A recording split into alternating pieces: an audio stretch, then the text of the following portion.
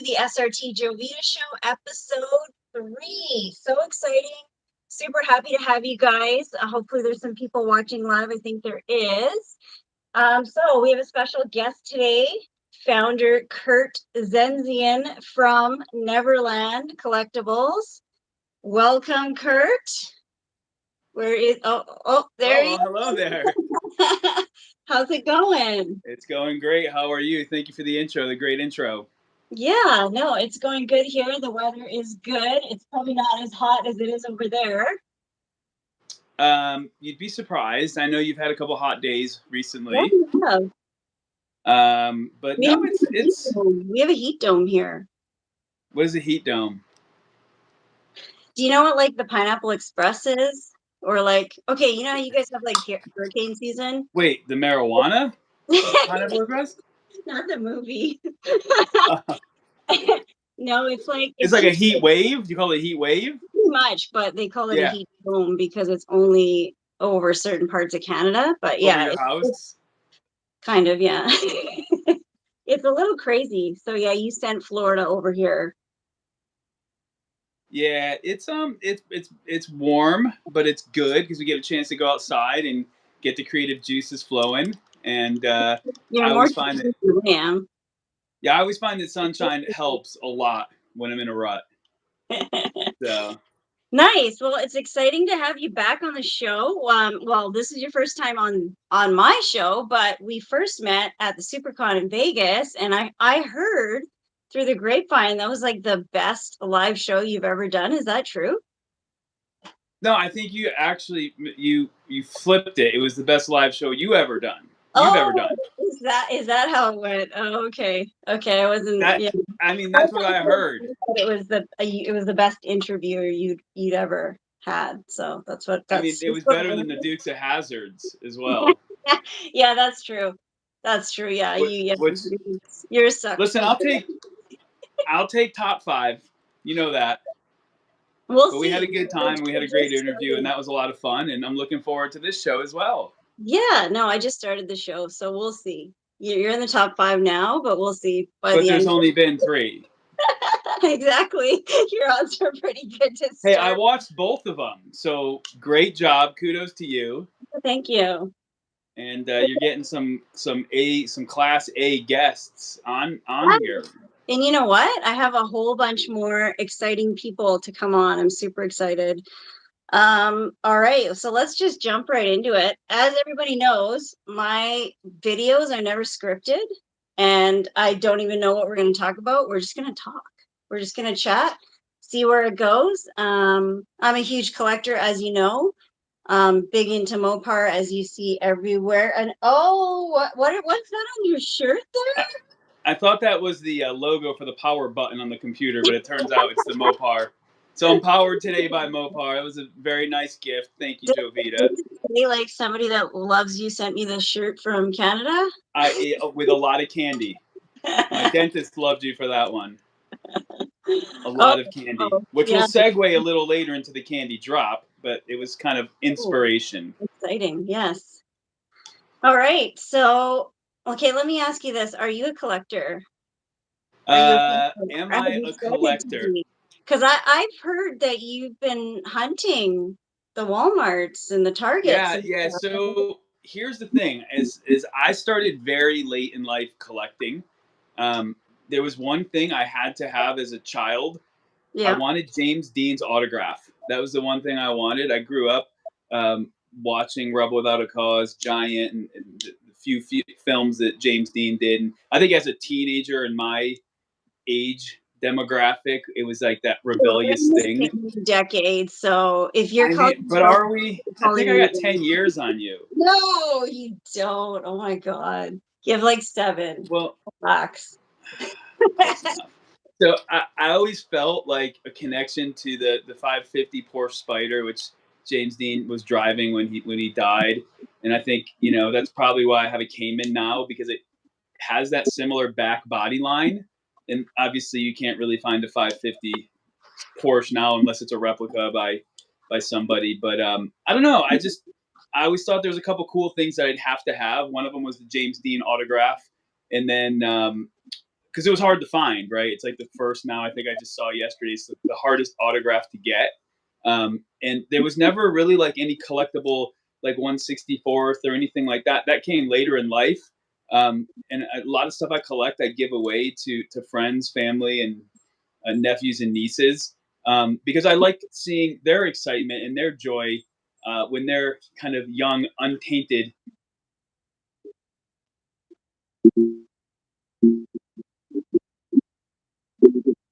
days and hours going from Walmart to Walmart. And I think I told you the story the first time we met. My first experience was 94, 95 in Hot Wheels. I was with a good friend named Randy. Some of you know him. And he convinced me to go to this convention in Atlanta, Georgia. And I didn't know, and I thought it'd be a good bonding experience for the boys. So he rented a caravan, like a Dodge Caravan, and we all hopped in. And this dude was stopping every freaking 35 minutes at Walmart and Target. It got so bad by the time we got there. We went to the show, which was it was like a circus. It's my first experience into die casting. And it got so bad, I actually left the show, didn't tell him, and flew home while he was sleeping. I think like 72 stops at Walmart, Target, Dollar General. I didn't know what he was doing. And then I found out years later, it's like, we're treasure hunting. We have to stop and see if there's treasure hunts. And so like I had that in my mind since the 90s. And it like, yeah, we're all like, I was like, I don't know if I ever want to be that guy. And I think I'm living through Randy now, because I do stop now at Dollar General.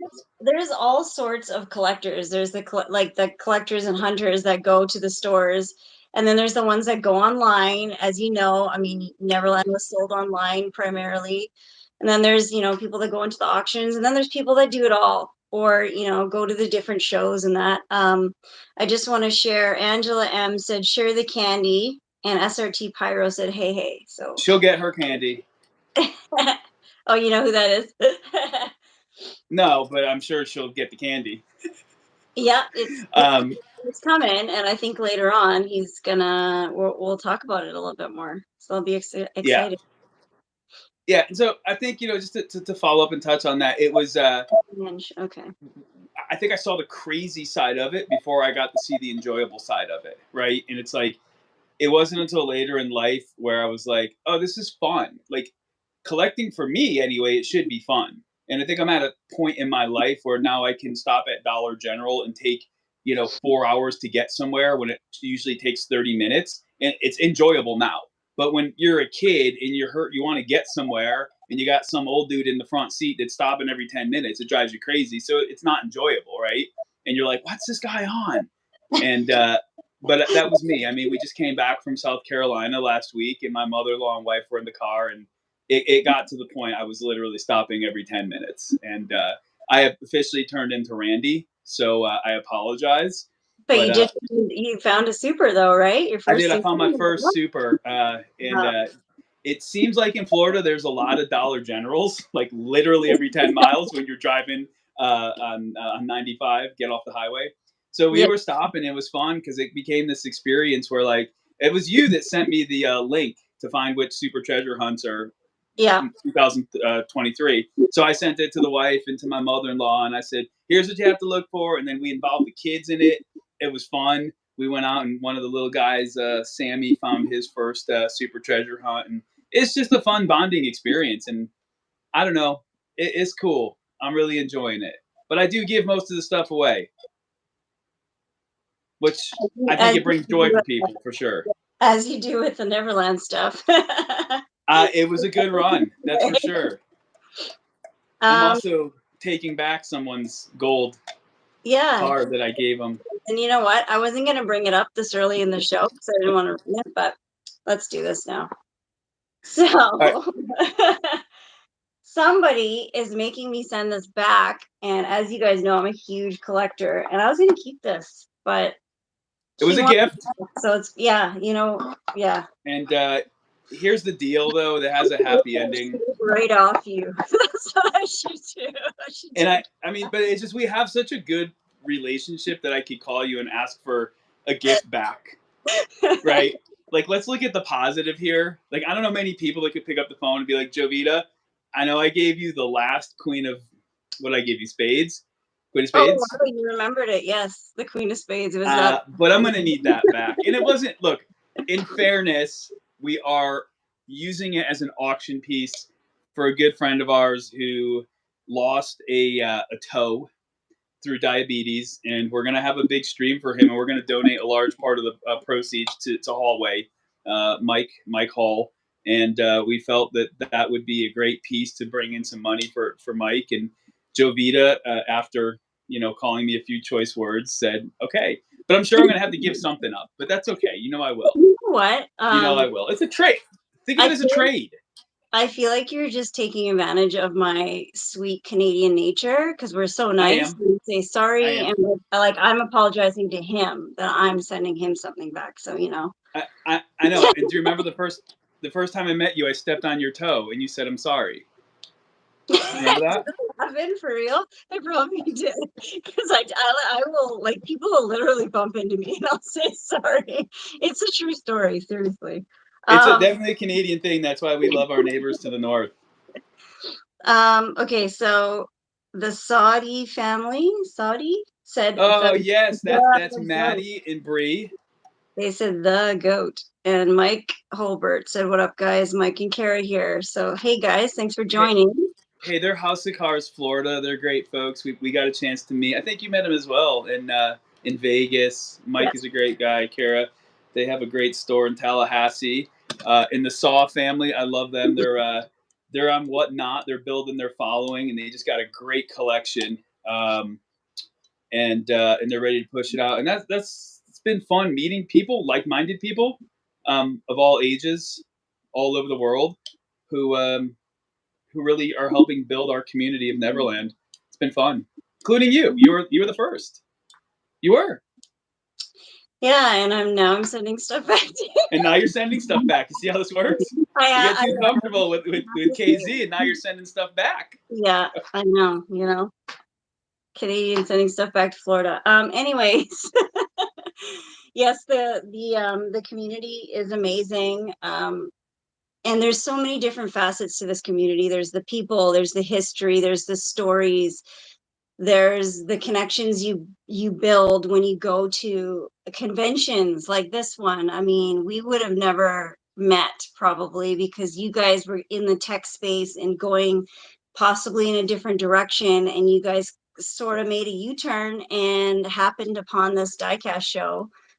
And look how far the brand has come in just a short few months. Mike said we sat together at yes, I know, I remember you guys, and we were at the VIP tour. And your wife Melinda's trying to comment, but I'm going to tell Melinda, if you're listening, just text me and I'll answer your question through text because I don't think she can comment. But you're 100% right, and I think sometimes in life the best things potentially happen by chance or mistake. You find that best road to travel on when you take a left instead of a right. And we definitely, for people that are watching or going to watch it, don't know the story of Neverland.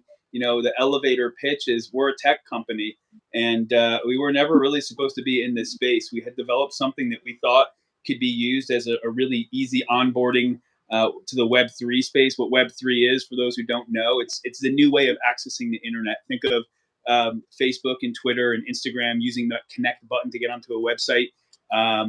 That's kind of the old way, the Web 2 way. Web 3, it involves the blockchain. It's much more secure. It's decentralized. We were trying to build an item or a technology that allowed verification through the blockchain that can't be hacked. And we probably back to 94 with my long trip to Randy, seeing the passion and dedication that these collectors had. In the back of my head, I said, we have this technology. What could we put it on that people will care that it's verified and real? And it just kind of started coming back to me. 1/64th die cast. Like, that's it. And like when we went out and did our first casting, it was about the tech, and we just stumbled upon cool colors. Like, I'm a graphic designer by trade, right? That's what I used to do before this. I was in the music industry, did some things there, and I always had an eye for detail. So we started picking things out, and I was like, hey, I remember Randy had this bus, the surfboards at the back, and it had this color that had chrome. So like all of these things from my past that really didn't pay much attention to started to shape this 25 years later with colors and ideas. And I remember the one thing was low quantity. It was never like, hey, get something with 2,500 pieces. So we really used that kind of crypto model with the NFTs and the rarity. We kept things low, and that was the best thing that we did. We're going to try to keep every color between 4 and 500 on the pieces. We're never going to use that color again. We're going to go for exclusiveness, and we're going to build a community. We're going to build a culture around kind of the inner core beliefs of what Neverland is. Yeah, no, that's awesome. And I mean, we've seen, your 2 lines with the Porsches and the drag buses, and we've seen some sneak peeks here and there with like a collab with M2, and then, candy and gummy bears and, raccoons and apes running around. So there's lots of cool stuff coming down the pipeline that we're kind of seeing little bits of. So it's exciting. And you hit it on the head too, right? Because what we're trying to build, it's not just about one car or one casting. We want to take something, and this is probably a good opportunity to mention. This is big news. No one has heard it. I'm breaking it on your show, but we have just signed an exclusive deal with Mike Wilmot. If those who are listening don't know who Mike is, watching now. I would suggest if you don't know who Mike is, you might want to find a new hobby. He's definitely a legend, and we're honored and blessed to have him be part of the team for this collaboration we're working on.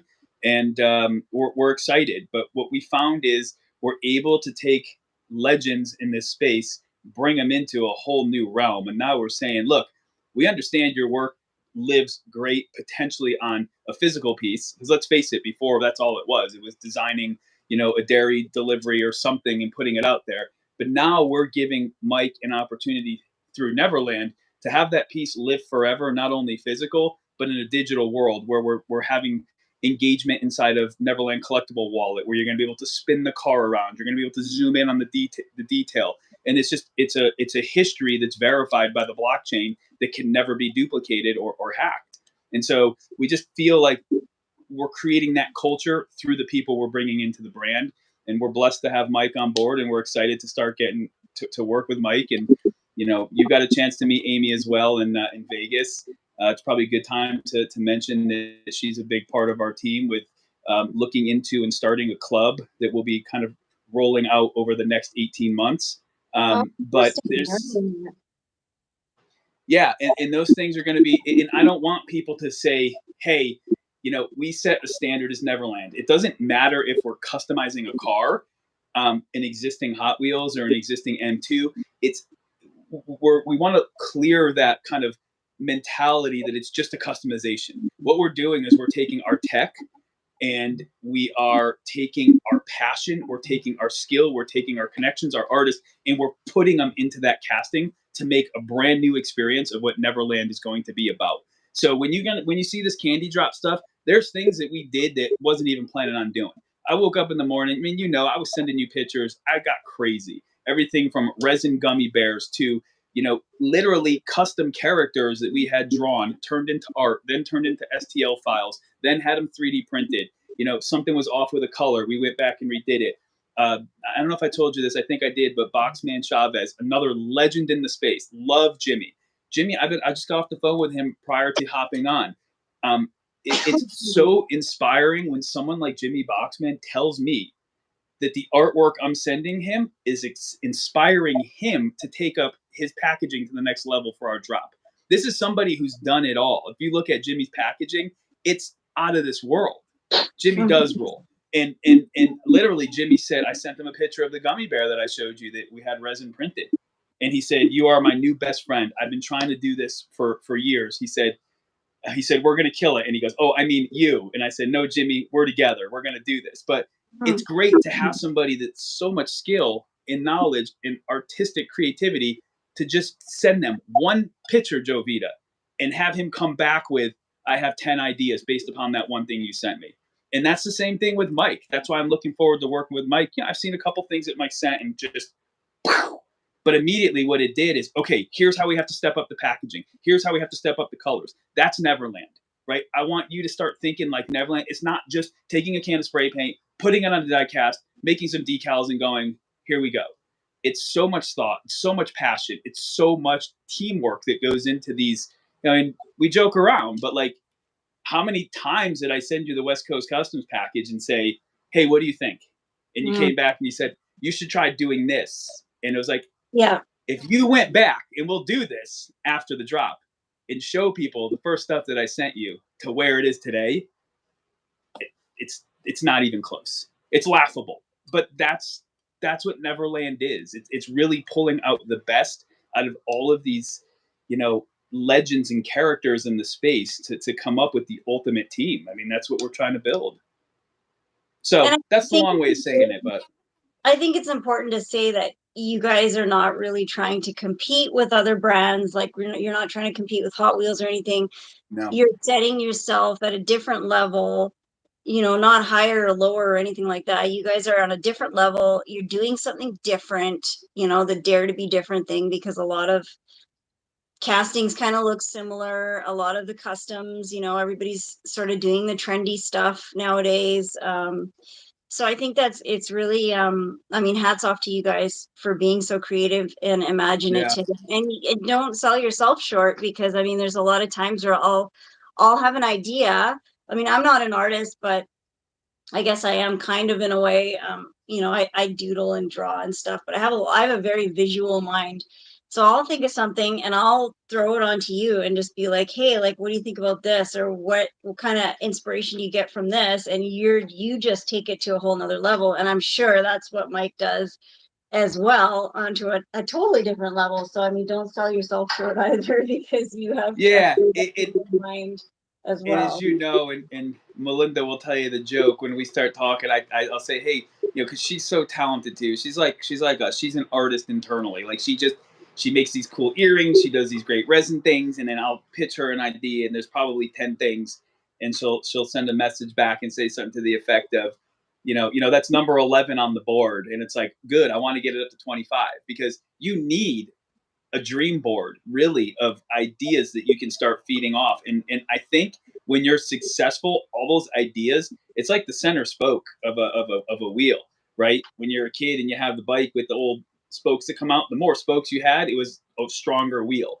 I really feel that everything from the Meta Whips with West Coast Customs, the first NFT project that we did, to the Meta Whips Underground, to the racing ground, to the mutation of the Meta Whips, to the parking garage, to the trading. I mean, everything we're doing, you'll see it's going to come around full circle, to the point where, and again, this is another little bit of alpha on your show only, but there's one thing that hit us when we started to do this candy drop, and we had these kind of gummy, pliable characters, and it hit me, and it was like, Mark and I, my brother, co-founder, were talking. It said, we need to add a utility later on the line that if you have one of these gummy drop cars, you're going to be able to take it, go into the game, and have a field around you as you drive, or course that's like a gummy bear that other cars bounce off of you, or there's a crack of derby. So what we're trying to do is come up with this immersive 360 experience. So you're not just buying a car. You're not just saying, hey, it looks good on my shelf,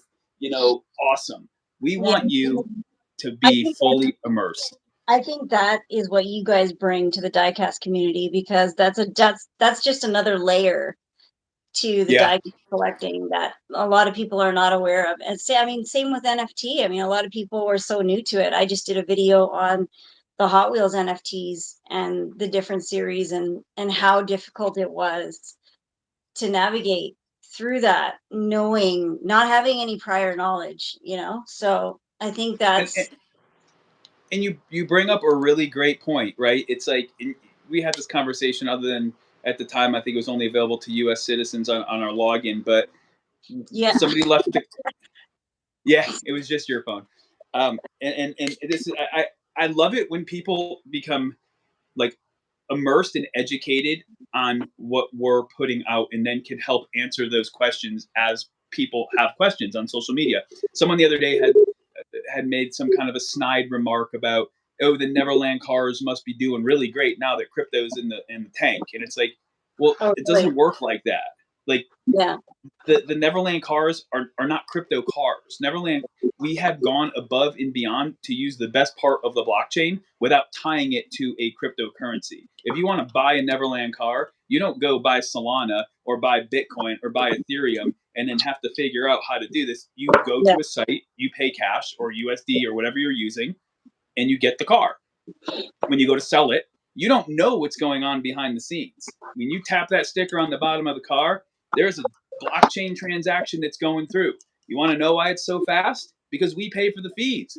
You don't need crypto in your wallet. You don't need to understand Solana. You just want to know you tap your phone and you get a digital collectible. We pay for it. That's why you're getting it in seconds, and you don't have to buy wax. You don't have to buy flow. You don't have to be in Canada. That's the fast Eddie right there. This is. That's it. Can you show them the little sticker on the bottom? Oh, that's the prototype. This is the prototype. So I'm just going to go on record. This is on camera. You cannot have this one back. Okay? No backsies. I don't want that. That's your gift. I don't want that. 100% yours. That's yours. Oh, it better be because do you have any buses there? No, I didn't bring any buses down, but you have one behind. Let me show the use. Yeah, in case anybody is new here, they don't understand how this works. It's pretty simple. After you purchase the diecast, there's a sticker on the bottom. That's an NFC-enabled sticker. There's actually an NFT that's attached to that sticker. This NFC runs on the Solana blockchain. When you tap it, our company pays the fees for you to mint that NFT. So you don't need to install a crazy wallet and put some kind of crypto in it and take. And again, I'm asking a question. How long did it take for you to get flow? How did you have to understand it when you wanted to buy $1.50 worth of it to buy something the other day? It wasn't 5 minutes, was it? Be honest. No. 10 minutes, 20? No, it took a long time. Like, I'm going to say just to understand and navigate, like a couple hours maybe. And then I had to, like, that includes time of having to send messages to one of my friends to get help and figure it out. And then he had to actually send me the flow. Because we're trying to create a frictionless experience in the Web3 space. That's why we think NVRLand is going to win, is because let us tech nerds behind the scene that have been doing this since 2014, let us worry about how to get flow and how to get that. You just want to be, and it's okay if you want to learn on your spare time, but when you're in a hurry to collect your 18th NFT so you can unlock the physical item, you don't want to spend 35 minutes trying to figure it out. You just want it to be there. And I really feel that that's where we've done a great job, and we've come in. And there's been some pressure points, and there's been a lot of money spent on development. But when you get our cars, you just tap and go. It's that simple. Then you can take your time and learn when you want to learn. So that's what we're building: a frictionless on-ramp for Web3 and collectors. Yeah, I mean, I think the other thing too was like I just felt stupid. Like honestly, like I wanted. Yeah, someone saying Kurt. That's my guy right there. Yeah. I just wanted, like you just said, we just wanted to get in, get out, get what we needed to get, collect what we needed to collect. Redeem our car. I mean, in the end, it worked out, but like there was a lot of trouble. Like if I didn't have that friend that sent it to me, and he, I don't even know him that well. Like he's just an awesome guy in the diecast community, and he helped me out. Yeah. I'm gonna send him a box of goodies for helping me out, but it's like, at what cost? And luckily he didn't, cheat me or anything, but I'm sure there's a lot of people that would, because if you don't understand how to buy flow or whatever, do any of that stuff, they'd be like, yeah, just send me like $50, $100, whatever, So I could see stuff like that happening. Yeah, and you're 100% right. And I want to give another quick shout out, a wizard who just jumped on. This is what I'm talking about, the whole creative process. So this guy, I met him on one of the Whatnot streams, and we kind of clicked immediately with just alternative crazy ideas for wheels and for resin cars. So he was an instrumental part of a drop that we have coming up probably in the next 6 months or so, where I didn't have the time to get on the phone and communicate and get pricing and get distributors. And out of the kindness of his heart and just a common love of die casting and futuristic tech, really. He came up and was a big part of this. We call them the Jelly Bean Bangers. They're going to be coming out in about 6 months, maybe sooner. But that's what I mean about the community. So many people have stepped up. I've gotten on the phone, and you got to understand the crypto community. It's all about being anonymous, right? So you don't know who you're talking to. That was the one thing in the crypto community I kind of started to get annoyed with. It's like you get on a Twitter and you talk to people on Discord, and they could be whoever they want to be. And we got lucky. 99% of the time, it was no harm, no foul. But like, I don't know Wizard. I mean, talk to him once. We got on a phone call at 12 o'clock at night. We talked for 3 hours about die casting and what wheels we should come up with, and we're gonna do little bears on some of the wheels and just some other crazy ideas. And like, I don't know this guy, but I know him now. You know, the same with you, the same with Joe, same with Melinda. You know, with Bree, with Matt, her husband. It's like we just create these bonds. Another guy, JM Bond, who has now like 47. I kid you not, Neverlands. I think he like has more than we do combined. But we're just building a great community around a common core goal of collecting. It's really what it is. So it is really it's awesome that we've been connected that way. And then what you guys are doing for the space, the diecast space as a whole, it's flipping it on its head. I really think it is. Well, I appreciate it. It's totally different than what Hot Wheels is doing. And if there's going to be a gaming aspect to it, and I don't know, more features and that kind of thing, more interactive stuff for the end user. And again, good point on the gaming. It's something that allows that diecast to hold a stronger value and keep the floor risen.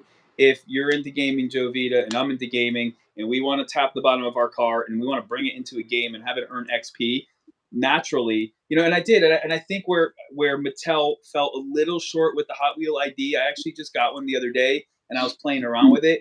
It was like, oh, you got the ID cars? Okay, they don't do those anymore. Right, they're discontinued, and I did some more research. And in concept, it was so close to being there, but it wasn't a blockchain game. It was just, hey, tap this NFC, bring it in, and then that was really it. Like the car never really was able to be bound back to the die cast. So if I gave you that car, it was just a weird breakage, and it was like it was a great thought, but I think they didn't develop it fully. And that's, I think, where we're going to come in because of the blockchain, because of the easy non-friction onboarding. You're literally going to be able to, you know, in the future, have a chip embedded in this, tap it, take it into a game, and there's going to be no way to peel off a sticker because this car with that chip has 10,000 XP and it holds #1 races across all of the games. So now this has a value. You might not be into gaming, but somebody that is will pay more for this item because you put the time in where they have the money. And they might go, it's cool, I want it, I have the money, I don't have the time. So look, we're creating these kind of fun little avenues to go down, and I think we've been pretty successful so far. And just, what has it been, 2-3 months? It's only been a couple of months, and I mean, yeah, what you guys have done in a couple of months, and the value of these things has shot up like crazy. They're going on eBay for like crazy amounts of money, and yeah. I mean, I heard that they're so valuable, people are stealing them. Like when I was at the Comic-Con, people were trying to steal them off the table. Seriously? That's so yeah. I mean, that's like I was it was crazy. It's unreal. I mean, someone's stealing my gold Porsche that I'm well, yeah. I mean, there's that, you know, who's stealing that though. I think the biggest compliment was that's awesome to see. And I think I told you I never even went on eBay to type it in, and now it auto fills like NV, and it just goes Neverland Porsche. Like that was cool. And I'm like, and then I saw what someone like. It wasn't like a list. It was someone sold the full set of the gold, and then somebody recently sold. And I think I shared this with you. It was they paid $500 for the gold, and they sold it for 13. And the gentleman sent me a really nice Instagram message, and he said, "I collect to sell, and I want you to know that I priced this up really high because I was in love with the piece." And this is what he said, which stuck with me. He said, "Neverland is creating a valuable asset class in die-cast collecting. And I thought, well, that's interesting because we are technically a new asset class that has come in, and it doesn't matter if it's a production line piece, or it doesn't matter if it's this is like a little jokey thing we were working on, a neon jungle piece that we customized here. It doesn't matter what it is. It matters that it has that Neverland stamp and that Neverland tech, because that is really where we're going to separate ourselves. And then I was saying the coolest thing I saw was I got a picture from someone, and they were at a convention in Michigan, and two guys were wearing a Neverland hat, and that I think was the biggest compliment. Like it just, I was like, it's kind of like a sports team, two people like us, and it was like, that was cool to see because we only made 40 hats, so percentage wise, we're doing okay. Yeah, and I mean, I'm seeing your stuff everywhere, online, different pages, Yeah, shows. People at shows are sending me pictures too. Same thing. that's super cool. People are talking about it. That's the thing. And the whole thing is it's the conversation it started, and it's planted these ideas in people's minds, and they're excited about the candy drop and like the M2 thing. Like a lot of people that are into M2s are not necessarily into all die casts. And Right. there is like a core group of just M2 people, and I'm one of them because I went to the anniversary event that they had, and a lot of those people are like, I don't really care about the other stuff that you guys are doing, but I want this M2 drop. So it's cool to see you guys collaborating with other big brands, because you guys are kind of just stepping into the scene, but you're blowing it up already. So Yeah, it's I think we're disrupting. I heard a couple weeks ago that there was like an internal meeting where there was a company to remain nameless that said what Neverland is doing on a small scale, we need to do on a large scale for our company.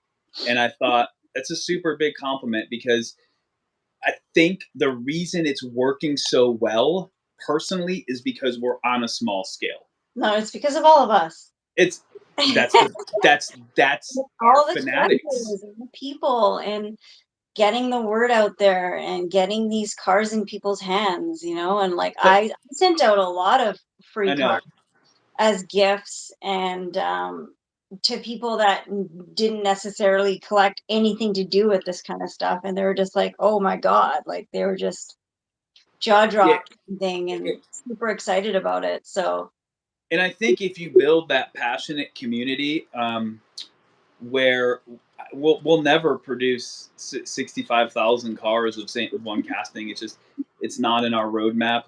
At that point, there's other companies doing that. Even 6,500 is a lot. I mhm. see, some of these other companies say 2,500 pieces, and I'm going, for us, I'm thinking, well, we'd have to break down the rarity. Like that would mean we're doing something right, because we would go, okay, there needs to be 500 blue, 400 green, 100 chrome. We'd have to play with the rarity to make sure. So for us, it's always been about those low numbers, and just really, like you said, you've been so instrumental. We appreciate everything you've done from day one. You've been a great spokesperson for us, and I know it's not just because I give you free stuff and you can take it back. I know you truly like the brand. This guy, you said that the brand is disruptive. It's you. You know what? I really hope that Marcus is watching, because I feel like Marcus is the driving force behind this whole thing, and you're just the face of the company because people just It, like you for some well, reason. yeah, no, he's coming over, so maybe I could flip the camera around and you I'm, could tell yeah, him I'm yourself. just doing that again. Um, No, but it's a team effort. Look, I mean, we have so many years of experience with Amy, and for those listening that don't know, Amy was at Mattel. She's a former VP, and she was, from what we hear, the starter of the original Red Line Club before it got chaotic in 65,000 memberships. But there's a lot you can learn from somebody who has been there and built a successful model.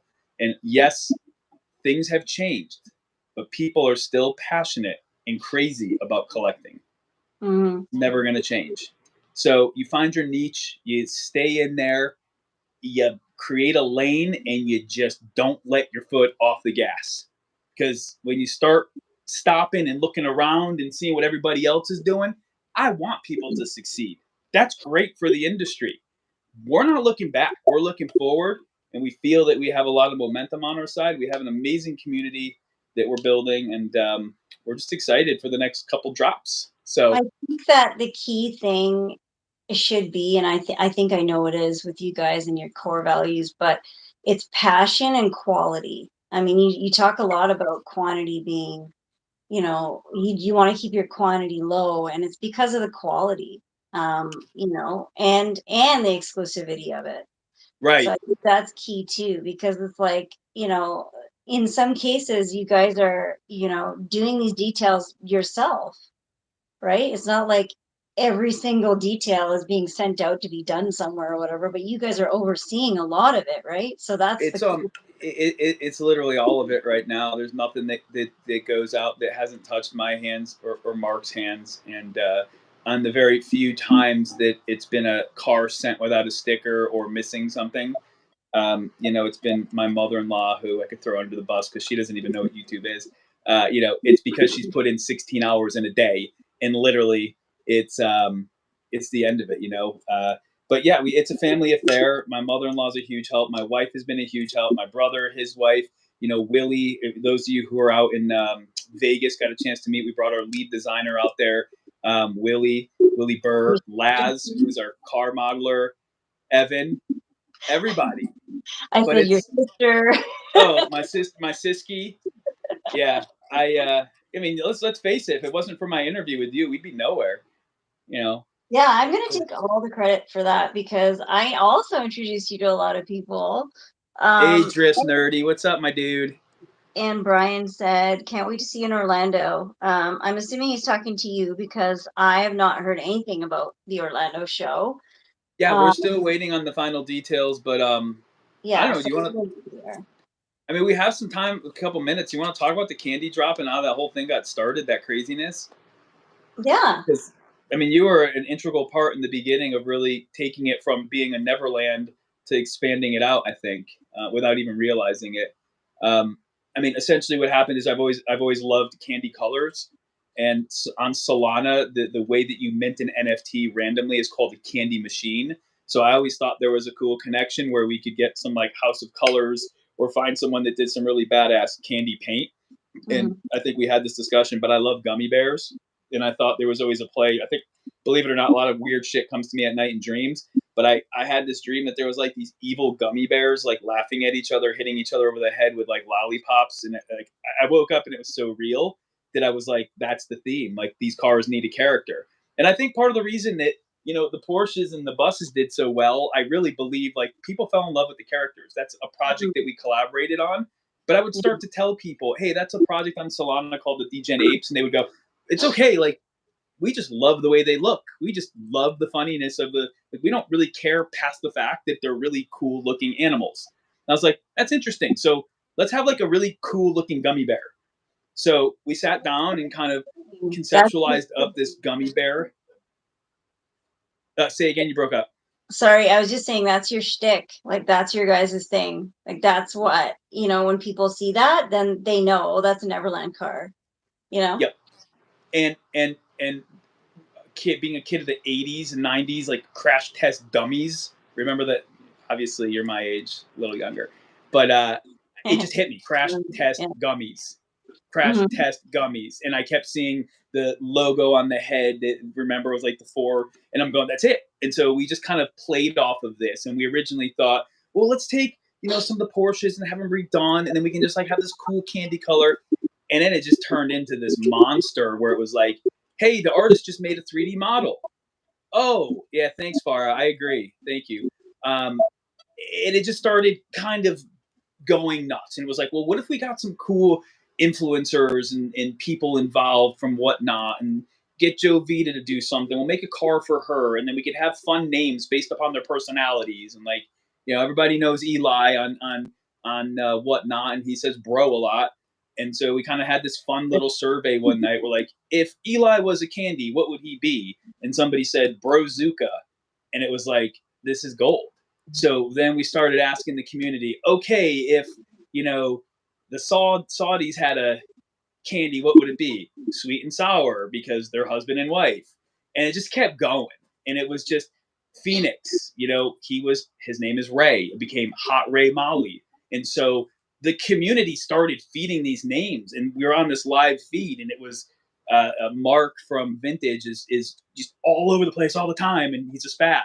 So somebody said, we need to name his car Spazzleberry. And I was like, that's it. And so we started building this as a community. And the next thing you know, we're up to 8 cars and, you know, tens of thousands of dollars later. And we're like, but it's for the community and it's fun. And so, of course, every car, it's not just making a car like what these customizers do. I have to now have Laz make those models. Then those models have to go to Willie, and Willie has to create the NFT. So this is a ton of work. And as you saw, like, now we're doing resin gummy bears. Why? Because it's cool. I forgot about the NFT component. I was just so excited about the candy and the cars. I totally forgot that they're going to have these digital collectibles with them. That's cool. And then, of course, today, you know, I decided that we need to have custom rims and wheels. So I'm looking at getting some resin printed wheels that have the logo with a bear on them. And, you know, it doesn't stop. At some point, I just got to say enough is enough. But it's too fun. And the community's eating it up. And they're communicating with us what they want to see. So let's just have fun and do it. Right? I mean, that's why we're here. So it's fun. But, you know, we got that going on, and I feel like you were a big part of that in the beginning, because it took it from this one little thing to like, how do we, it's too good of a theme to just keep like, oh, it's the candy drop. It's fun. There's 3 cars. And now it's like everybody's involved, and the people that are involved are so excited. And like your car, for example, I mean, come on, it's going to have donut themed all over it with sprinkles. And like, that's your personality. I know you love sprinkles with the sprinkle shoes and the cupcakes. Anybody that knows me knows that. And they're probably be able to guess what car it's going to be too. Because it's totally... I mean, you could share. Okay, well, it's going to be a Cornet Super B, of course. I have a real Super B, but not an old one. It's a newer one. But it's white, and it's 1 of 10, my actual car. Dodge did a story about it and me. So I'm that car is near and dear to my heart. And then when you said, you know, you can pick a car or whatever, I'm like, okay, well, we've got to do that, but we've got to do the old school. I've got the new school. Let's do the old school. So I'm pretty excited about that. And we have the candy thing in common because we love candy. Sent you a box of candy from Canada. Did you check all the labels? Did you look at all the labels? Yeah, it's all gone. It's in my belly. So yeah, it's that car speaks to me, like it really does. It's totally me. I don't know about the other ones, but this one is me. I didn't pick a car that I thought people would like or whatever. I just picked what was me. And it is. So I'm excited about it. I haven't But what's super fun, as you know, now I have to take all of this and theme it, and so it makes sense as a collection, right? So, you know, custom, you know, printed decals, things that normally average kind of customizers send out to get done. Like, we're having to invent new ways of doing this. So we're doing it, and we're spending a lot of money, but it's fun, and it's worth every penny, literally. It's going to be appreciated. It is. I mean, from us and from everybody else that's so excited about it. Is that Marcus there? Is Marcus? Did you just come in? Yeah. So your connection is breaking up a tiny little bit. Hey, Mark. You asked for it. You asked for it. Is that SRTJovita? Yes. And the millions watching around the world. It's SRQ Marcus. What's up? You want to sit and say hi? No, I'm good. Say hi. Oh, hi. How's it going? So good. How you doing? This is the real Neverland right here. I've just told everybody that you are actually Neverland, and Kurt's the face. She said you're the brains. I'm just the face. I'm definitely not the face of the operation. That's for sure. I don't know about the brains, but definitely not the face. No, this is the other Mr. Z. Being on the show. We're just talking about the candy drop and how it came to be, what inspired everyone kind of collabed together. Let me ask you this: if there was going to be a car for you, what candy would it be? There would be a candy for me. Yeah. What candy would it be? Good choice. Well, I don't know. Does this count? Peanut butter cup, right? Oh yeah. I'm a peanut butter cup. Hot Wheels, the Reese's casting. Yeah. Those are like super expensive. So okay, I like it.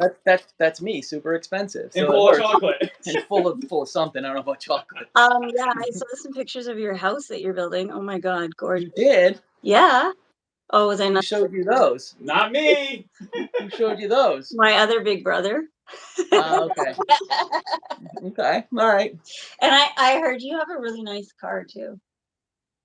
It's okay. Yeah, I have a It drives. I didn't drive it here. I drove my wife's car here today because I didn't feel like driving, so I had the car drive me tonight. So I took her Tesla. So it drove me up from Sarasota to Kurt's house. And then my car is a Porsche 718 GTS. So I bought it a couple years ago. Got a hell of a deal on it. Yeah. But yeah, kind of a dream car. So yeah, so I finally got it. Is it like Miami green? Like no, it's actually very subdued. That's my brother that's into the Miami Nights. Mine is it's gray. It's like a nice dark gray with the red brake calipers. It's all murdered out, black tinted headlights, black wheels. Everything's matte black on it. Okay, I'm getting your vibe now. I like it. So, yeah, I'll shoot you some pictures later. Yeah, I feel like we should do a Reese's car now for you. We can do that. Chase piece. Maybe that's a good idea. Maybe that'll be the chase piece. Okay, that's exciting. I like it. You never know. But then, what about the whole licensing thing? That would be an issue. We might have to change up the candy a bit. Yeah. It could be like, remember like Oreos, you had like the Hydrox cookies, right? We could do that with the peanut butter cup. It'll be like, I don't know, Rick's peanut butter circles or something. Did you see that video? And it's like Oreos, but there's a panda thing on it, and you like drop them. That, yeah. What is with that? Oh, by the way, thanks for the Mopar shirt. She didn't have your size. They probably don't make my size. You know what? It was actually for you, and Kurt just. Okay, was it an extra medium so that it would fit nice and snug and show off my physique? I'll send you a box of goodies too. No, that's not necessary. It's enough for me to bust your chops over it. Did Kurt tell you that he's asking for the gold Porsche back, and I'm super upset about it? Wow. Yeah. I would be upset too. It's just my generation used to have a term for that, but I don't think it's politically correct to say it anymore. So we already said it. Indian you did? Yeah. So there. Am I showing my age? I'm trying to be respectful to the younger generation. In the same decade too. He keeps calling himself old, and I'm like, I'm in the same decade. So I don't think so. You're probably the decade after us. If I had to guess. I'm in my 40s. Okay, all right. I never would have guessed. Thank you. How old do you think I am? How old do you think I am? I thought I knew. I thought we talked about this. Wait. Okay, so Kurt, is Kurt's older than you, or you're older than Kurt? Kurt just looks older than me. I'm actually 2 years older. So then you're old. You're 50. You're under 50. Yep, I turned 50 last year. Wow. Well, no, you look good. Yeah, well, that's debatable. You got the nice car, the nice house. Great brother. Best brother in the world. Great friends, beautiful wife, beautiful life. Yeah. You guys suck to be me. Yeah, you guys got to come visit. Yeah, absolutely. I got to see if they'll let me across the border, but there was that episode in Montreal a couple years back, and they just politely asked me to leave. Politely being the operative word. Oh no! So we'll have to check and see if I'm allowed back in the country. It's been a good decade or so. You know what? They're kind of crazy. I don't know if Kurt told you, but I had a box of die-casts seized from me.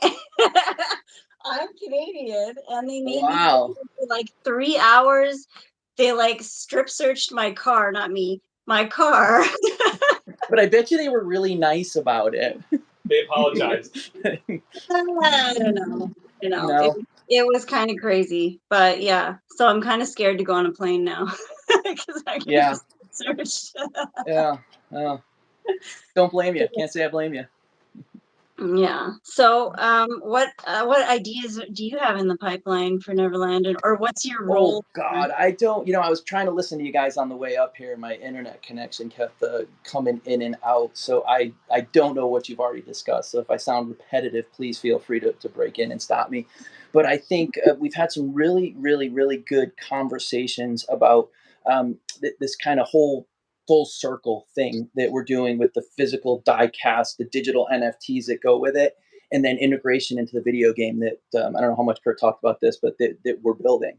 And we will have a version of the game ready to play in probably 2 to 3 weeks if we're lucky. Oh, that's so we're messing around with a new technology called programmable NFTs. And what you'll be able to do is take assets into the game. I know we've talked about this in Vegas, but the statistics and all of your attributes that you earn in the game will tie back to your NFT, which is tied to your physical car, your physical die cast. So as the die cast kind of gains attributes, it appreciates in value, and you can sell it, trade it. But this new technology on these programmable NFTs is pretty cool.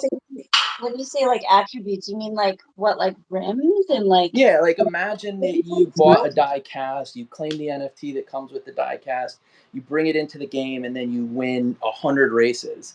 And you're the first person to win 100 races, so it unlocks a special set of gold rims, for example.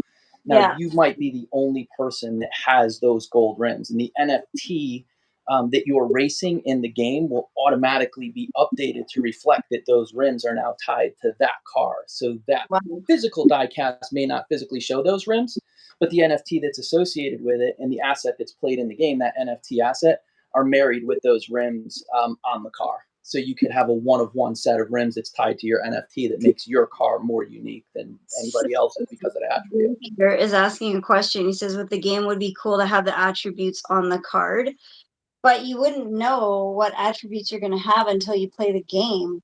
So it would never be on the card.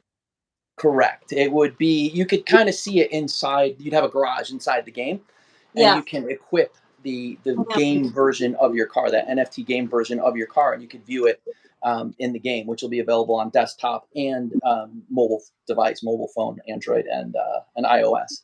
So you can kind of carry that around with you, in your pocket, on your phone, play it in game. Hi, baby. So people are asking, where will this be able to download directly off your website? Or do you have to? Yeah, eventually it'll be directly off our website, and it'll be in the Apple and Android stores. So it's going to be, and everything's going to be linked together. So you can save your progress from, it'll automatically save your progress from the desktop version, and you can open it, launch it on your iPhone if you wanted to, and pick up progress right there. It's possibly going to be tied to actual cars though too. So if you buy the car, then you'll be able to unlock the game, right? Correct. Okay. So there's really two versions. You don't need to buy a physical car, a die cast, to play the game.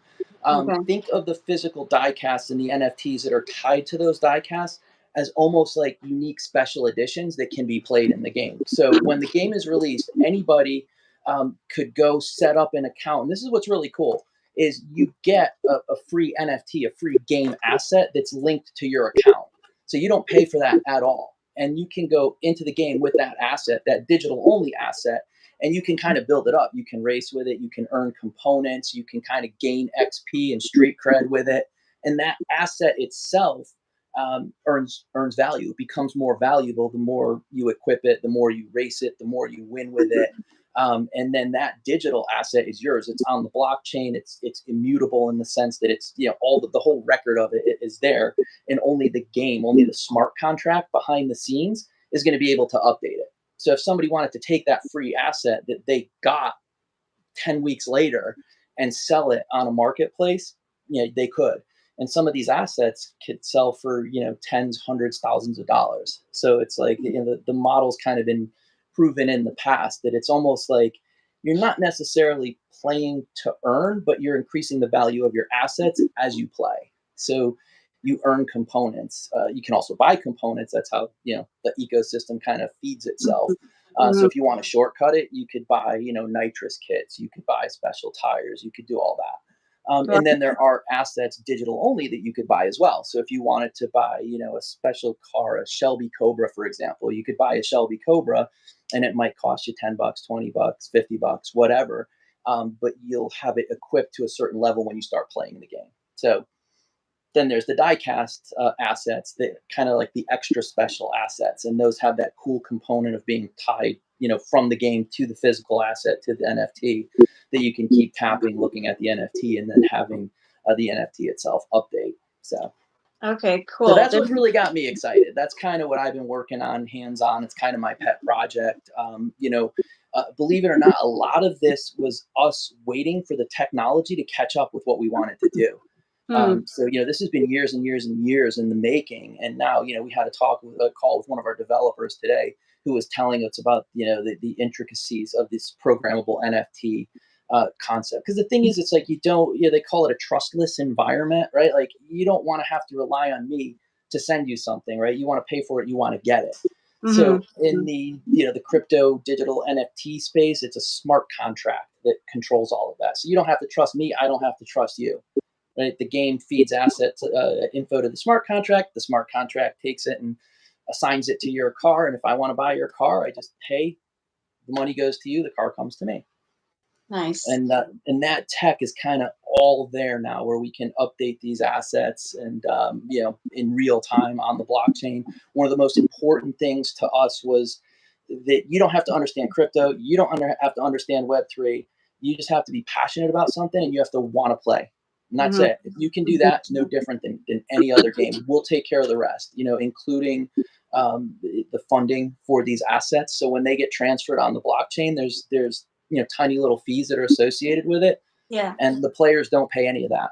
That's all taken care of by NVRLand. So all you got to do is just go in, create a wallet with a phone number and a verification code, claim your digital asset, play the game. That's it. If you want to import something that you bought, you can do that. Yeah, a lot of people already have done that. There's a couple questions. People are saying, would it work for Mattel NFT cars? I'm going to go ahead and probably say no, because it's totally different. You would be correct. Yep. And then the other question was, can you play the game without owning a physical NVRLand car? Which I believe yes, right? Yep. You'd be able to download it off the website, and then you can buy what you want in the game, right? Absolutely. Yep. You can buy and you can earn inside the game. And believe it or not, the question about the Mattel assets is not really that ridiculous, for lack of a better word. What we're trying to do, and what we will eventually do, and what the Web3 space will allow us to do, is if Mattel were to want us or allow us to be able to use those assets in game, we can do that. Like the technology is there to be able to do that. So while it may not be Mattel right out of the gate, or it may not ever be Mattel, we don't know. There are other projects, other assets, other companies out there that it's just a simple, agreement, if you will. Which again, going back to that smart contract, it's just an update to the smart contract that says, I'm making this up, but Jovita has a Bored Ape Yacht Club ape, in her wallet. So allow her to bring that in and use it as an avatar to race her car inside of our game. Yeah. So there is kind of this cross-project, compatibility, at least from the tech side. Where it becomes complicated is on the agreements and the licensing. So not that far-fetched in the not too distant future. Yeah, because people might be able to sort of tie these things together that they already have. Like, I know one of my friends is showing me this little purple dinosaur that he paid like $3,000 for. Yeah. Doing anything with this, right? So that's kind of cool. But this is kind of where the spaces collide, right? This is where everything merges together. And for us, it was really about taking what people are passionate about and making it easy for them to use. Like, as you can see, I kind of, this is where I get excited, right? Is in the Web3 space and bringing this stuff in. And, part of the reason why we chose diecast as like our medium to start with is that it's because it's such a passionate community. And collectors will learn how to use the technology if they see the value in it for them. What we've seen along the way is there's a lot of projects that try to get people to adopt the technology by forcing the technology on them. And not to crap on Mattel or anybody else, but like, you know, I don't know if you've seen the hero cards. That's kind of a digital collectible with a physical card. I think it might be Marvel. I forget who it is, but it's like, they basically said, hey, here's something you love, right? You love Marvel, or you love, you know, Hot Wheels. Now go out and learn how to do all this so that you can interact with our product, right? Mm-hmm. And what we've chosen to do is kind of take the opposite approach and say, this is what you love. Here you go. By the way, there's this whole cool technology piece that adds a ton of value.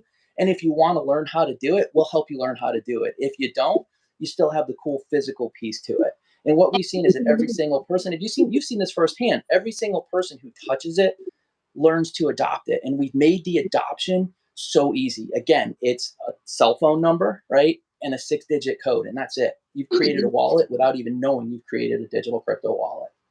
And, you know, and that's our mission, is to kind of take the space to the next level, to create a whole new generation of collectors that this will be second nature to in 5-10 years.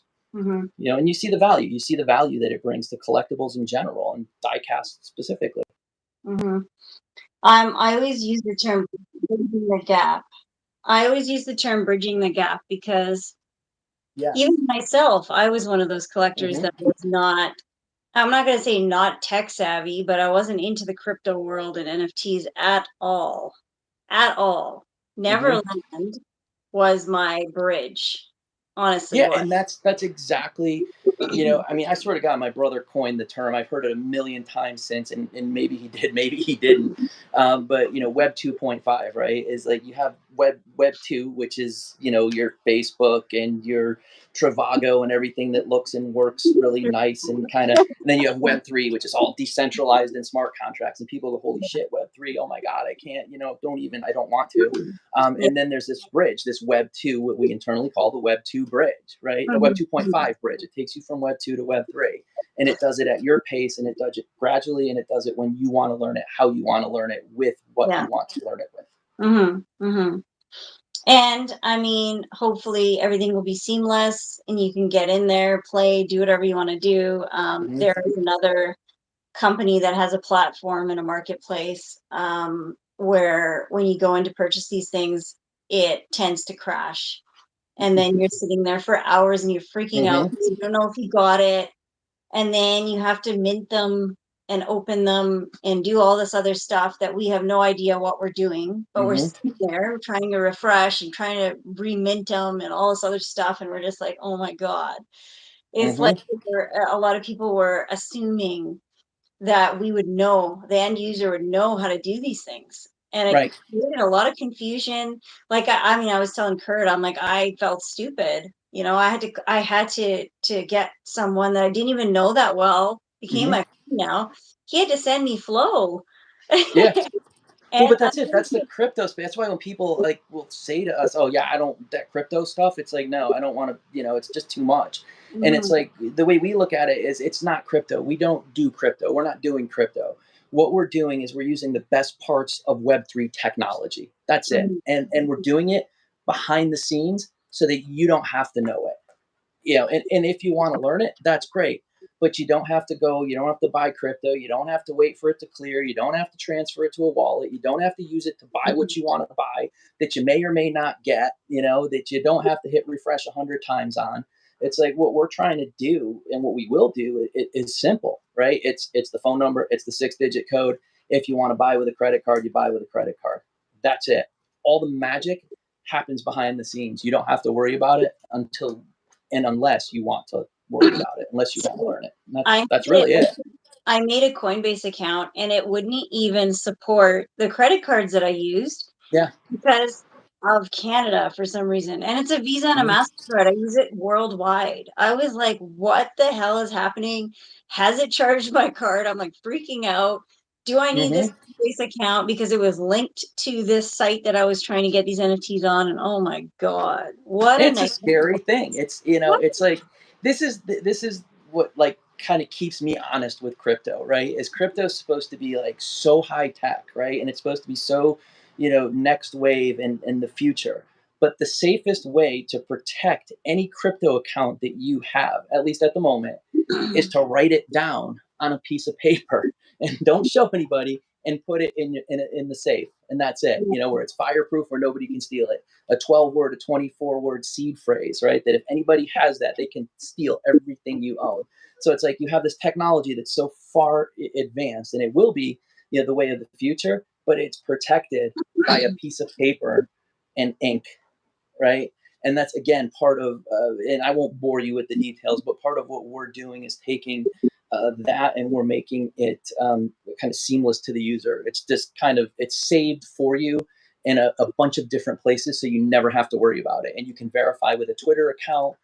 There's security measures that you'll be able to do that if you lose your wallet, you can recover it securely. So I know this is boring as hell.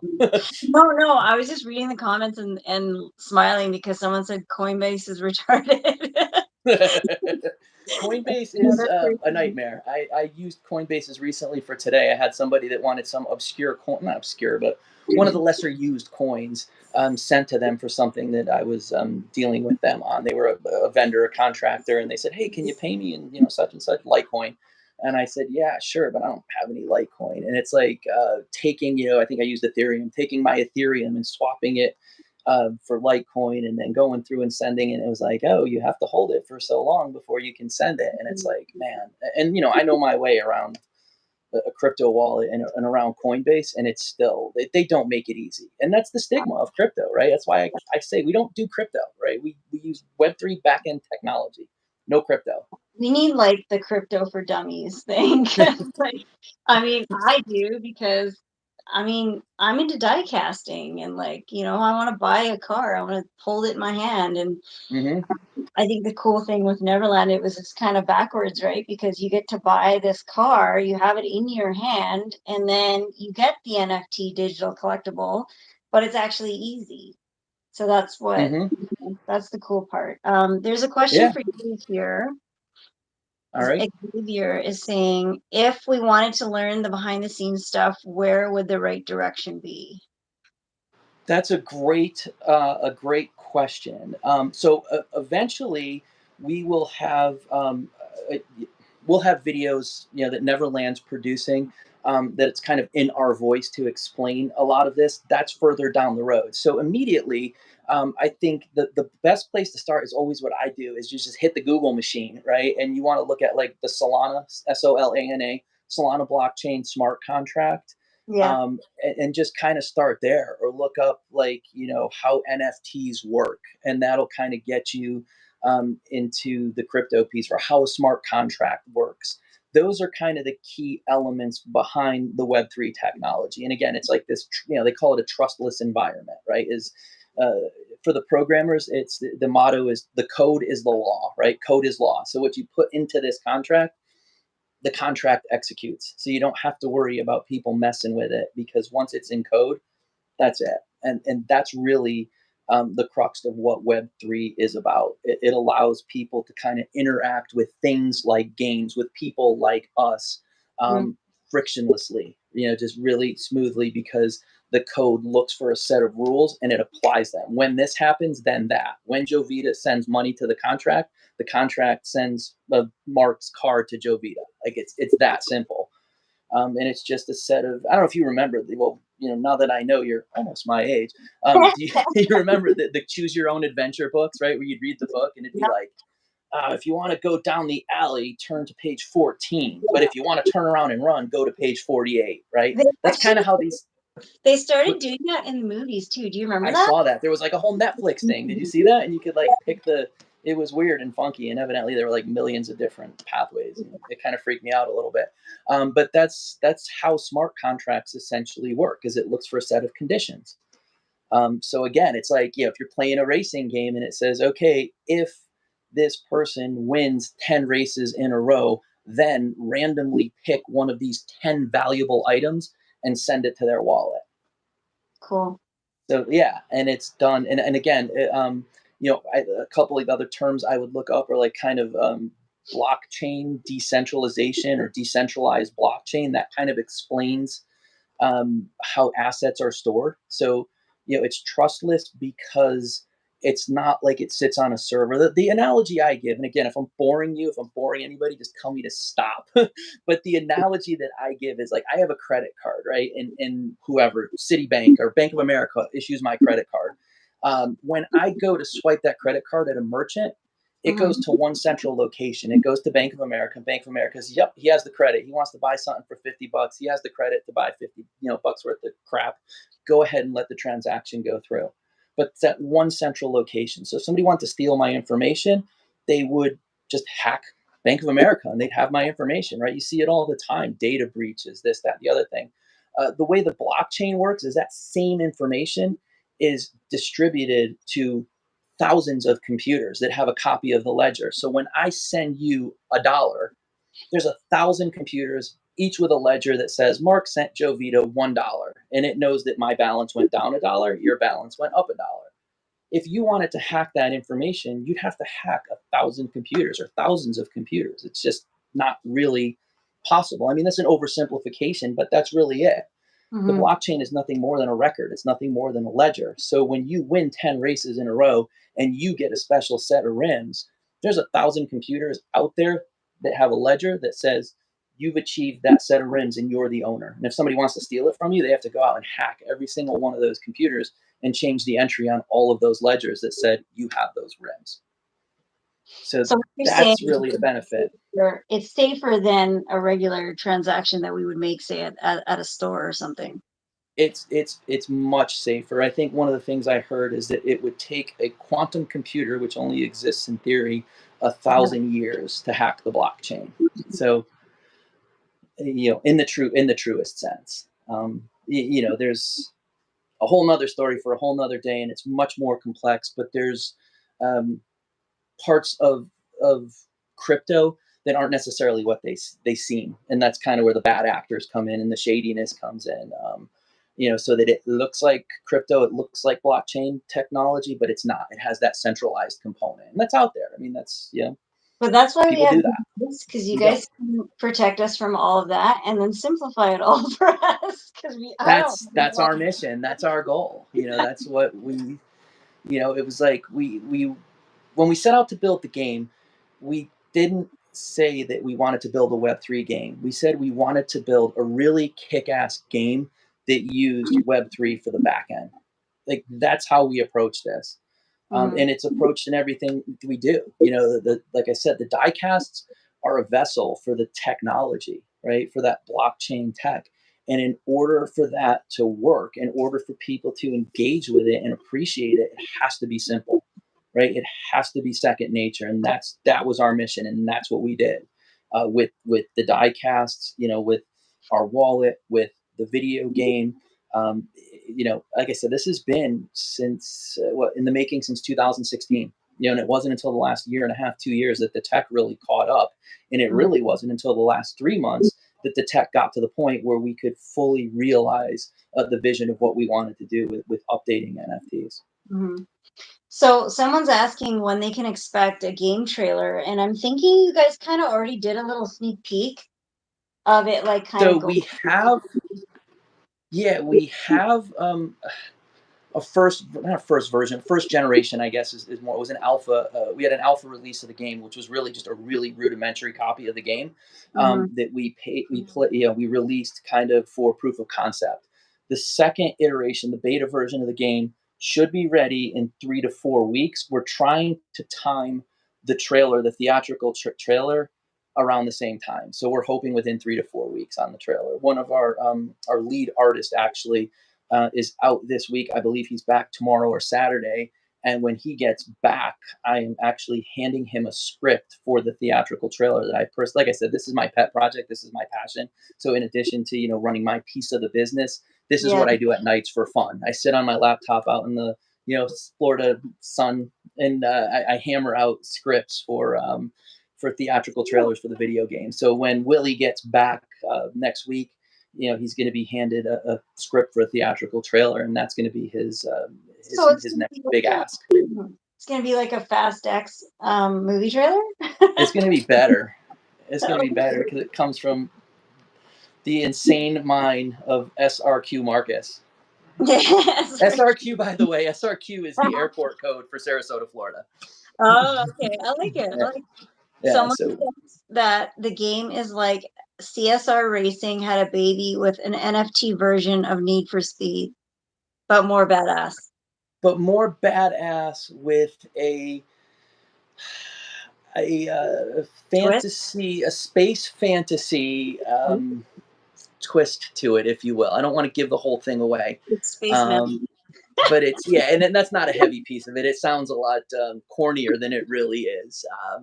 But yeah, if you looked into the lore, and this will be released, at about the time of the game, maybe a couple weeks before, there's a whole storyline behind it that involves, the destruction of a certain class of automobiles and the preservation of those automobiles by shooting them into space for storage and then bringing them back all these years later. So destroying Teslas? Because I'd be behind that game. Yeah, no, there's no Teslas.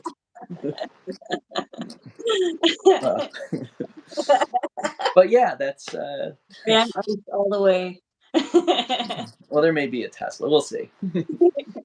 Cool. Well, there is a Tesla in space right now, so there is. Yes. Cool. Yes. Oh, that's super exciting. It is. We got a lot of good stuff going on here. It's not, we're I don't want to say we're all over the place because we're not, but we have a broad array of what we're doing, and just trust me when I say it all eventually gets tied together. I like that. Yeah, that's where we're at. That's NVRLand in a nutshell. I'm glad that we get to hear from you a little bit more, because I feel like Kurt tries to steal the spotlight all the time. Kurt? Wait, are we talking about the same guy? Yes. This is my brother. I know. Wow.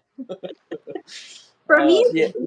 I knew that Kurt was, like I said, I knew that he was on with you tonight, and I had you guys on my phone as I hopped into the car, and I lost you. So I was kind of hoping that I got here in time to at least say hi, and this was kind of a bonus. I got to say a little bit more than hi. So yeah, no, and I think a lot of people are appreciating everything that you're saying, and they're totally into it. So no one's thinking. That's great. Yeah, I see something pop up every once in a while, and then it disappears. Yeah, so I can't really say. I'm glad you're reading the questions out, but I really appreciate you giving us the opportunity to have these conversations and share what we're passionate about. With you and your audience. I mean, this is a great opportunity for us to kind of spread the word and tell you about all the great things that we're doing. That we're excited about.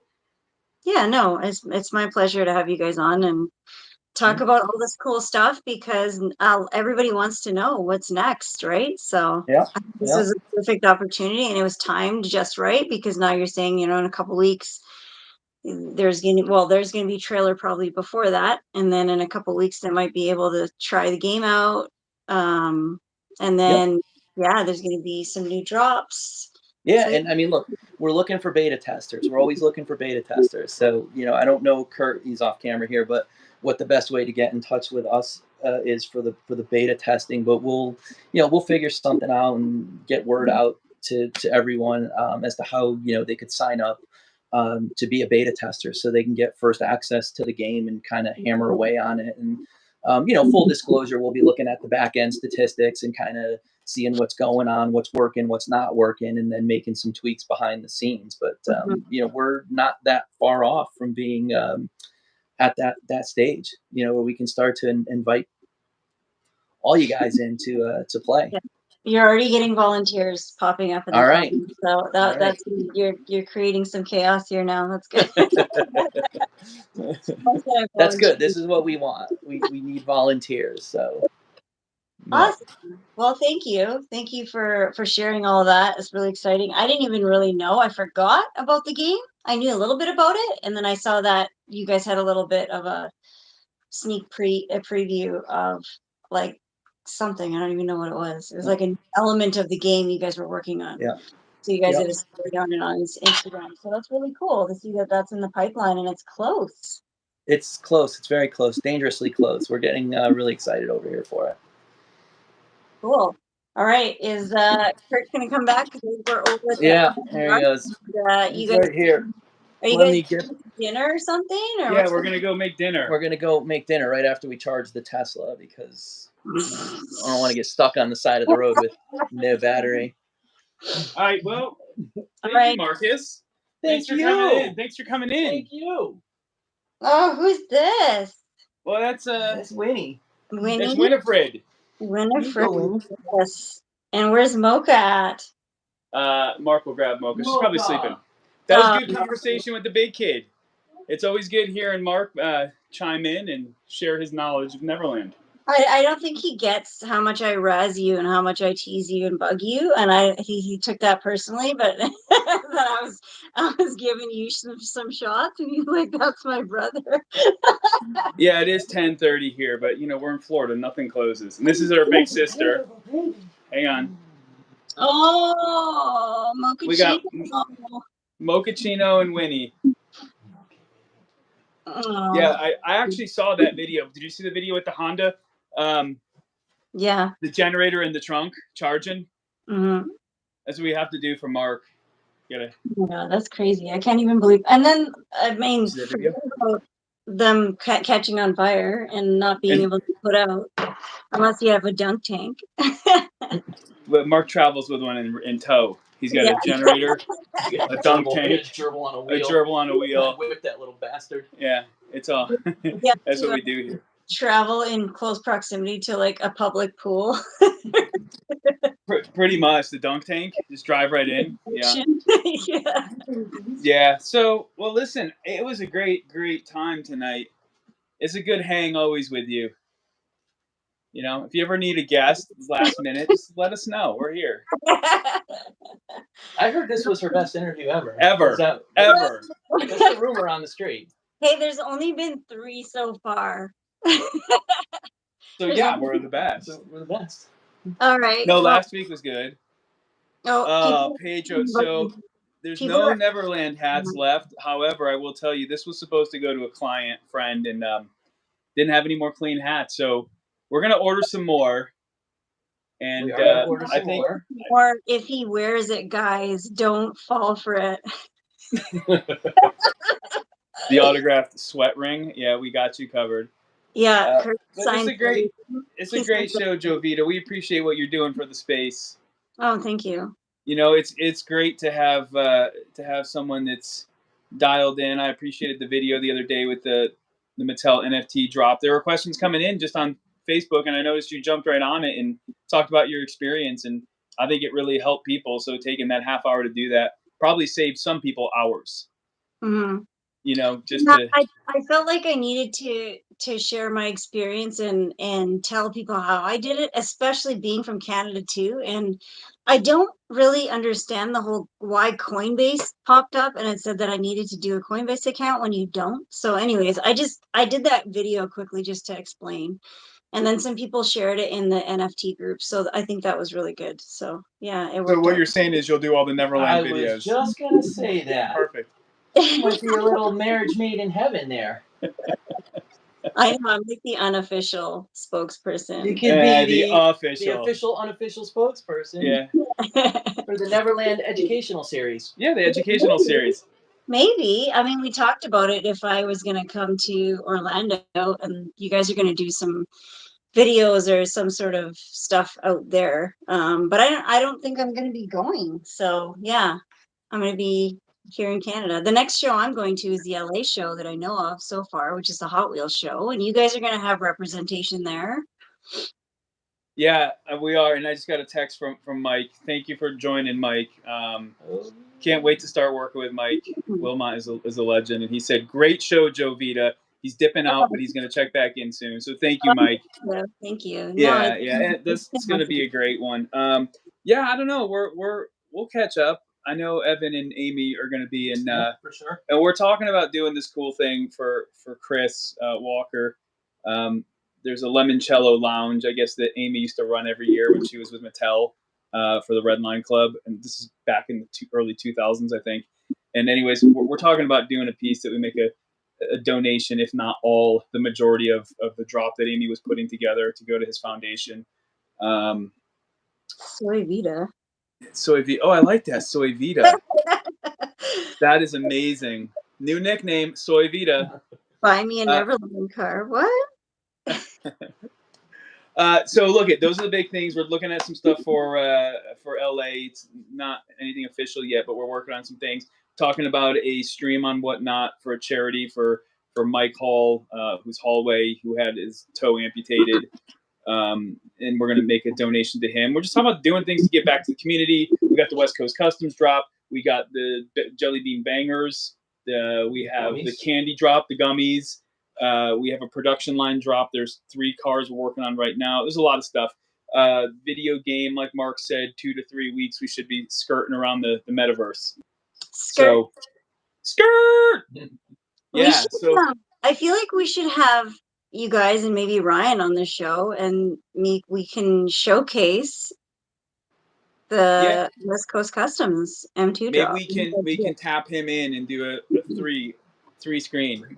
3 bucks. Hey, Hallway's here. Appreciate you, Hallway. He's a great guy.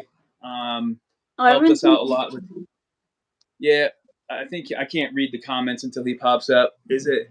Hey, buddy. There he is. But we're gonna do like a nice round robin mystery box. Kind of take some of the last remaining Neverlands and put them in and do a mystery box. We have a custom for him called the tow truck. I got it approved by him. He wasn't offended. It's a tow truck with a toe hanging out of the back. It's fine. You're welcome. It's a comedy thing. So we're gonna auction that off, and we're just gonna have fun, and we're gonna do our thing, and just love the community that we're building here. When's this happening? We're gonna talk about it over dinner, but I think within 3 weeks we're gonna try to get this in before Orlando. Now that Mark's down here, I'll have him up here, and we want to make some cool custom boxes for the mystery box. Like, I want to have fun with it. I don't just want to take UPS boxes and stack them. I want to make it an experience. Get a DJ. A couple more weeks with Goldie.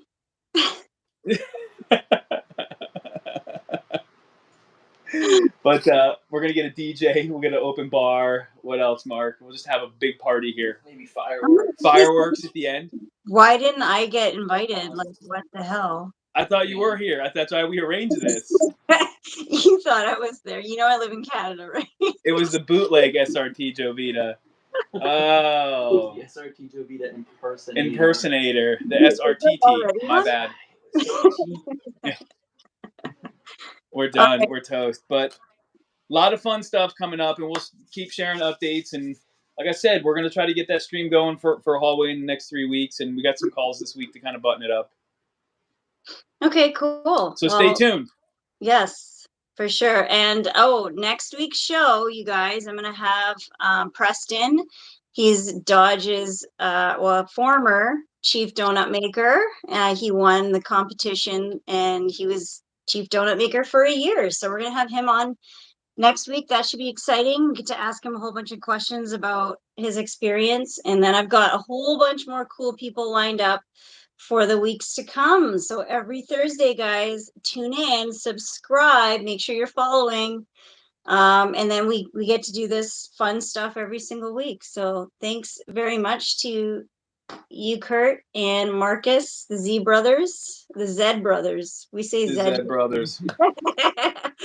Thank you so much. We appreciate you. Thank you. No, I always support Neverland. Like I said, I came across it kind of by chance, and I got to interview you at the SuperCon, and I thought the product was really cool. And hey, it's taken off from there. So yeah. So much for the show. And we will see you all next Thursday. Thank you. Thanks everybody for tuning in. Love it that you guys stayed and chatted with us, asked questions. Really appreciate it. I'll see you soon, Jovita. Bye. Take care. You gotta do the elevator. Okay, you didn't do it. Anyways, thank you so much, guys. Thanks for watching. Thanks for all your comments and joining in. I really do appreciate it. I love you guys. I'm going to do this every week as long as you guys will have me. So I'll see you later. Thanks.